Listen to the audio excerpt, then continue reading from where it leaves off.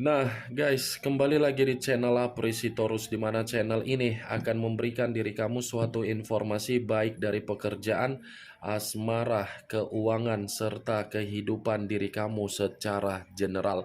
Sebelum saya memberikan suatu informasi dari berbagai aspek yang barusan saya katakan tadi, saya juga mengingatkan kepada teman-teman, informasi yang saya berikan terhadap diri kamu bukan suatu acuan untuk kamu ambil dan untuk kamu terima.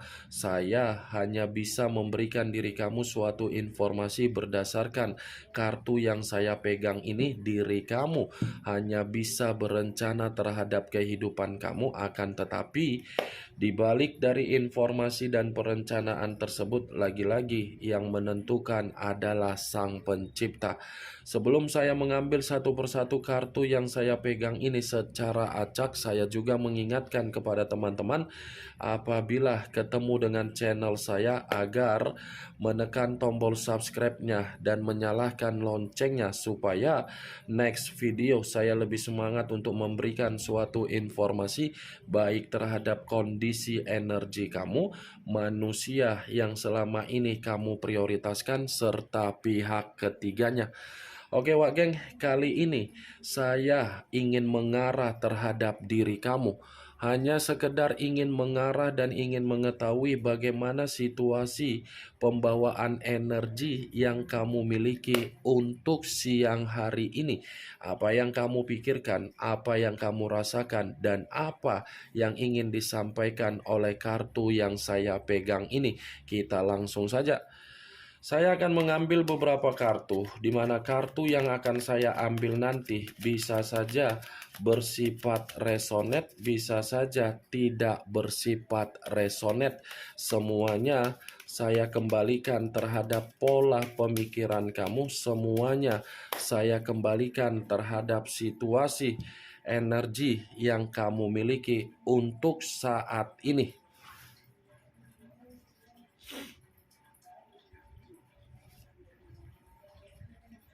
Muncul kartu ini.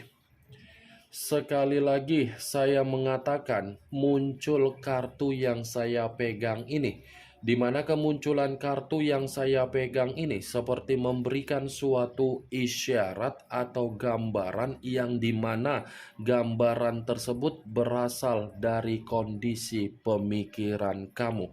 Kenapa saya mengatakan berasal dari kondisi pemikiran kamu? Kemungkinan besar untuk saat ini kamu ini seperti orang yang bersifat apatis. Apatis dalam arti apa? Sudah mengambil tindakan yang dimana kamu ini sudah bodoh amat terhadap berbagai orang. Saya mengatakan kamu bodoh amat terhadap berbagai orang karena memang kamu pernah memberikan kepercayaan terhadap berbagai orang, tetapi kepercayaan yang kamu berikan terhadap berbagai orang lagi-lagi menempatkan posisi kamu dalam posisi yang penuh dengan kesedihan. Saya tidak menyalahkan diri kamu ini bersifat apatis atau bersifat sebagai orang yang sudah bodoh amat. Tetapi ambil keputusan itu untuk menjadikan diri kamu lebih memprioritaskan diri sendiri daripada memprioritaskan orang lain. Karena kondisi yang bisa membuat diri kita bahagia, ya diri kita sendiri, bukan ketergantungan bagaimana apa yang diucapkan oleh berbagai orang terhadap diri kita. Kemungkinan besar situasi di masa lalu kamu yang membuat diri kamu saat ini sudah bersifat bodoh amat. Situasi di masa lalu kamu itu adalah situasi yang dimana kamu sudah mendapatkan yang namanya pengalaman. Tetapi pengalaman tersebut membuat pemikiran kamu sulit untuk membuang kenangan yang bersifat pahit. Nih Dewa Geng, itu masih dari kondisi pemikiran kamu dari kartu yang saya pegang ini. Kalau saya mengategorikan dari kondisi perasaan kamu, mungkin untuk saat ini bukan menjadi acuan untuk kamu prioritaskan. Karena ada sisi trauma yang ada di dalam perasaan kamu ketika kamu mencoba untuk membuka atau mengulangi rasa ketulusan kamu terhadap siapapun. Itu yang ingin saya sampaikan terhadap diri kamu, Wak Geng. Antara pemikiran dengan kondisi perasaan ini saling bertolak belakang, tetapi situasinya terjadi di masa lalu yang membuat diri kamu sudah mengunci diri. Mengunci diri dalam arti apa? Mencoba memberikan ketenangan di dalam posisi mental. Kartu pertama yang saya pegang ini adalah kartu yang terdiri dari 4 cawan. 4 cawan dalam arti apa? Kamu seperti memiliki harapan untuk ke depan, yang dimana kamu ini kapan ya kondisi kehidupan saya ini berubah total? Kapan ya saya bisa keluar dari kondisi konflik yang sedang membuat diri saya merasa terbebani? Banyak beban dan banyak tanggung jawab yang membuat kamu ini sudah bersifat apatis. Apatis, fobia, introvert, skeptis. Itu dia, Wak Geng, yang ingin saya katakan terhadap diri kamu. Tetapi apa yang menjadi perkataan saya untuk siang hari ini belum tentu itu bisa tersinkron terhadap diri kamu, karena memang saya hanya sekedar memprediksikannya. Yang lebih mengerti dan lebih memahami adalah situasi kamunya sendiri. Muncul kartu Knight of Swords, pangeran atau prajurit yang memegang satu pedang. Kalau saya mencoba untuk menarik pedang yang saya katakan tadi, pantas pembawaan energi kamu ini sudah bersifat bodoh amat. Karena alasannya apa? Alasannya, kamu ini selalu dikendalikan oleh berbagai orang, termasuk dari orang yang kamu jadikan sebagai pilihan di dalam kehidupan kamu. Termasuk kan manusia itu yang dimana dia gampang untuk mengendalikan pemikiran kamu, dimana ketika dia sudah mengendalikan pemikiran kamu, kamu ini terjebak di dalam kondisi rayuan yang dia berikan. Knight of Swords, sulit untuk saya kategorikan kamu ini lepas dari lingkaran-lingkaran orang yang menghampiri diri kamu untuk memanipulatif kamu. Itu dia, Wak Geng. Kalaupun saya mengategorikan dari kondisi manusia yang kamu jadikan sebagai pilihan di dalam kehidupan kamu kembali, saya yakin ini manusia sudah benar-benar membuat kondisi mental kamu sangat-sangat runtuh.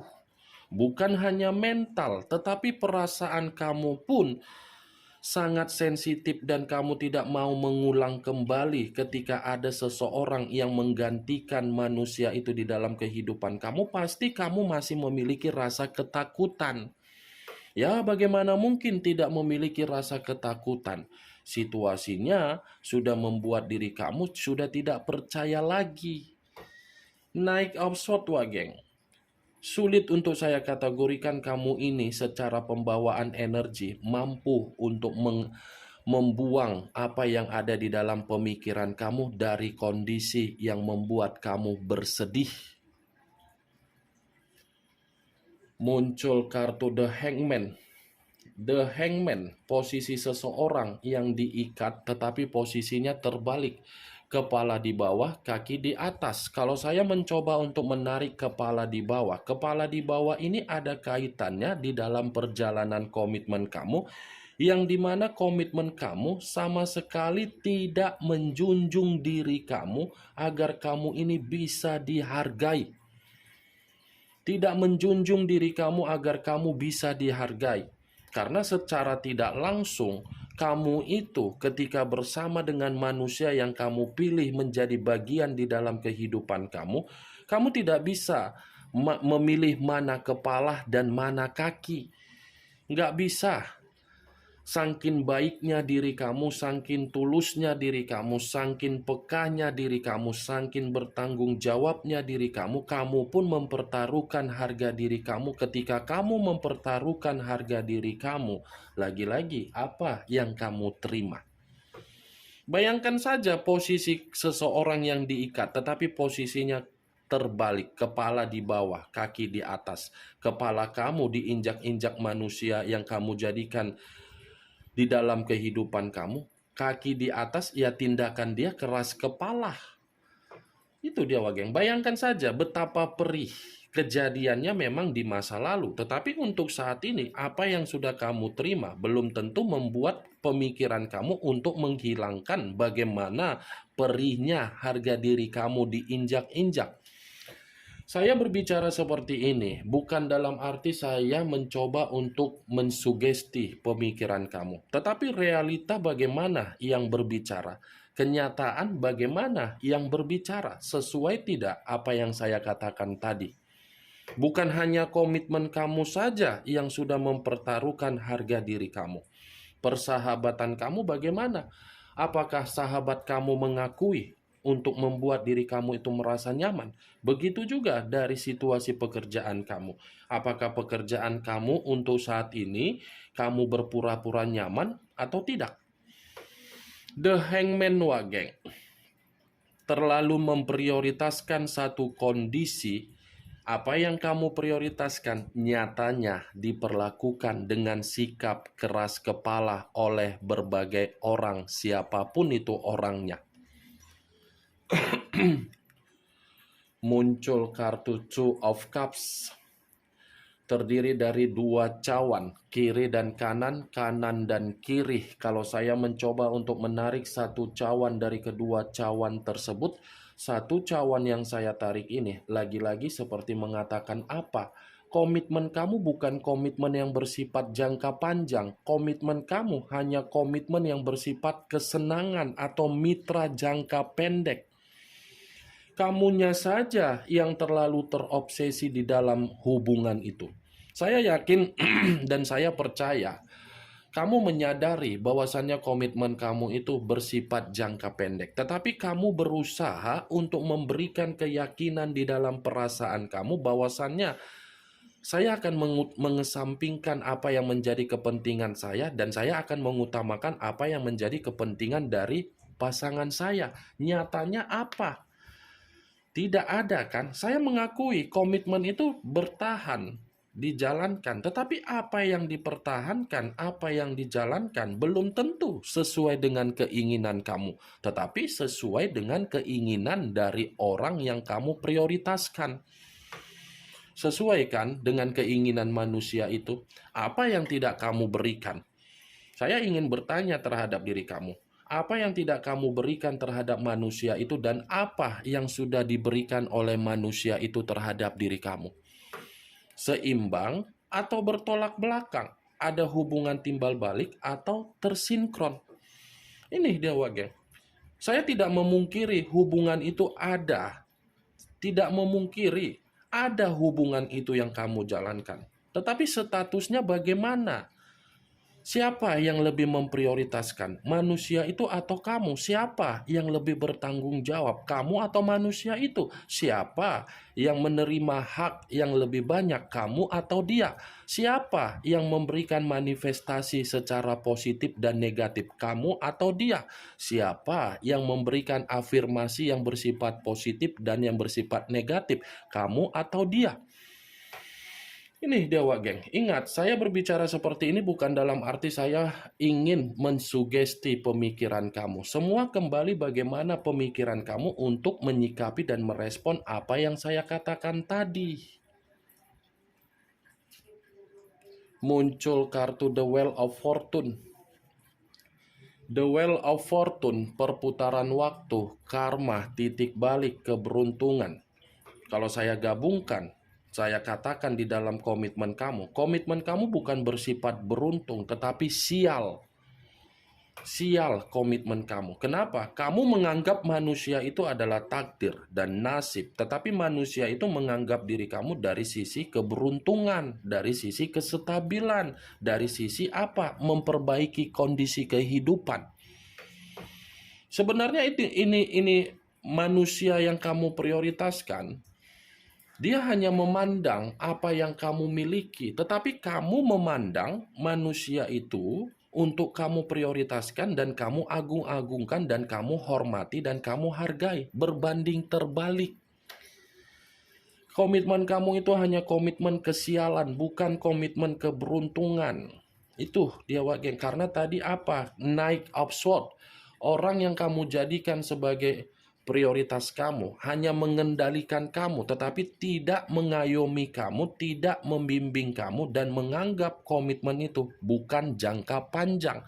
Kalau memang kamu menganggap komitmen kamu jangka panjang, lantas siapa yang ada di samping kamu untuk saat ini? Manusia itu atau bayangan kamu? Hah? Wak geng, ayo jawab. Ayo, pele. 3.000, 4, 5.000. Cari apa? Cari apa Bapak Ibu? Kartu pertama sudah mencerminkan sikap apatis kamu itu menggambarkan bahwasannya kondisi di masa lalu kamu bukan beruntung, tetapi sial. Sesuai tidak kartu yang saya pegang? Dari kartu pertama sampai saya mengangkat kartu The Wheel of Fortune. Tidak kan? Tetapi kalau saya memutarbalikkan perkataan saya dan mencoba untuk mengesampingkan apa yang saya ucapkan tadi dari kondisi komitmen kamu, The Wheel of Fortune tinggal menunggu timingnya untuk giliran kamu menerima keberuntungan, karma positif, dan titik balik di dalam kehidupan kamu agar kamu jauh lebih bahagia. Muncul kartu Six of Swords, terdiri dari 6 pedang. Kalau saya mencoba untuk menarik satu pedang dari ke-6 pedang tersebut, satu pedang yang saya tarik ini lagi-lagi seperti menyuruh diri kamu agar kamu ini bisa move on dari situasi di masa lalu. Sekalipun diri kamu mengatakan posisi kamu ini sudah move on dari manusia itu, saya yakin dan saya percaya ada situasi kekacauan yang masih menempel di dalam perasaan kamu. Karena kemunculan kartu Six of Swords secara tidak langsung ini menyuruh diri kamu untuk meninggalkan bagaimana kondisi yang sudah membuat kamu kacau. Ya ibaratnya kalau kita membawa perahu perahu itu bocor, secara otomatis kita akan menempel perahu tersebut agar tidak ada kebocoran, agar perahu itu tidak tenggelam. Caranya di dalam kehidupan kamu bagaimana? Kamu harus bisa menempel kekacauan yang ada di dalam perasaan kamu, pemikiran kamu, batin kamu, agar apa yang kamu tempel dari kebocoran berdasarkan kesedihan kamu, kamu bisa melangkah untuk membawa kehidupan kamu. Sudah saatnya kamu ini membawa kondisi kehidupan kamu jauh lebih baik. Ya, jangan lagi menoleh ke belakang. Boleh menoleh ke belakang, tetapi ketika kamu menoleh ke belakang, apakah yang kamu lihat ke belakang memberikan keberuntungan atau kesialan? Nih Dewa Geng, menyuruh diri kamu agar kamu bisa move on. Sulit memang untuk move on, tetapi setidaknya ayo secara perlahan-lahan. Perlahan-lahan buktikan dan kamu memutarbalikkan kondisi itu dengan kondisi kebahagiaan kamu, dengan kondisi kamu ceria, dengan kondisi kamu nyaman. Putarbalikkan Wageng, karena di balik dari kata Six of Swords dengan The Wheel of Fortune, ketika kamu sudah membawa perahu di dalam kehidupan kamu berdasarkan kesedihan kamu, masih ada keberuntungan, masih ada suatu bentuk keberhasilan, masih ada suatu bentuk karma. Prioritaskan diri sendiri baru memprioritaskan orang. Muncul kartu Eight of Cups, terdiri dari 8 cawan. Kalau saya mencoba untuk menarik satu cawan dari ke-8 cawan tersebut, satu cawan yang saya tarik ini lagi-lagi seperti mengisyaratkan kamu ini orang yang menarik diri. Sepertinya kamu ini sudah meninggalkan berbagai orang yang bersifat toksik. Di mana ketika saya mengatakan kamu meninggalkan berbagai orang yang toksik karena memang pembawaan energi kamu menyimpan luka tetapi tidak mampu untuk melampiaskan luka tersebut. Ada luka yang begitu sangat perih yang masih kamu simpan di dalam pembawaan energi kamu. Pantas kartu pertama yang saya katakan tadi apatis dan bodoh amat, nyatanya alasan itu dibenarkan oleh kartu 8 cawan. Ada luka ini, luka yang begitu sangat perih sehingga kamu selalu menuntut keadilan. Kapan itu manusia menerima karmanya, kapan itu manusia mendapatkan apa yang sesuai dengan tindakannya. Itu kan benar atau tidak dari apa yang saya katakan ya semua kembali terhadap diri kamu. Tetapi yang ingin saya sampaikan terhadap diri kamu, lupakan luka itu. Karena dua kartu berbicara mengenai hal positif. Ada karma, ada keberuntungan ketika kamu lebih memprioritaskan diri sendiri. Kemunculan kartu 8 cawan sebagai kartu terakhir yang ingin saya katakan terhadap diri kamu dan sebagai kartu kesimpulan yang ingin saya sampaikan terhadap diri kamu. Bagaimana Wak Geng dari apa yang barusan saya katakan tadi? Apakah bisa masuk secara logika kamu atau tidak? Ya kalau menurut diri kamu bisa masuk secara logika kamu ya silakan angkat. Tetapi kalau menurut diri kamu tidak bisa masuk secara logika kamu ya tidak usah kamu angkat. Anggap saja apa yang saya katakan tadi hanya sekedar gibahan yang tidak berfaedah, gibahan yang tidak bermanfaat, gibahan yang tidak berkualitas, gibahan yang tidak bermutu. Setidaknya dari kartu yang saya pegang ini, kamu mengetahui apa isi dari kartu tersebut. Ingat, saya tidak memberikan diri kamu suatu bentuk sugesti agar sugesti tersebut bermain di dalam situasi pemikiran kamu. Semua kembali bagaimana pemikiran kamu untuk menyikapi dan merespon apa yang saya katakan dan apa yang saya sampaikan tadi. Yang positif ambil, yang negatif buang. Sekian dulu informasinya. Salam kartu tarot, salam zodiak.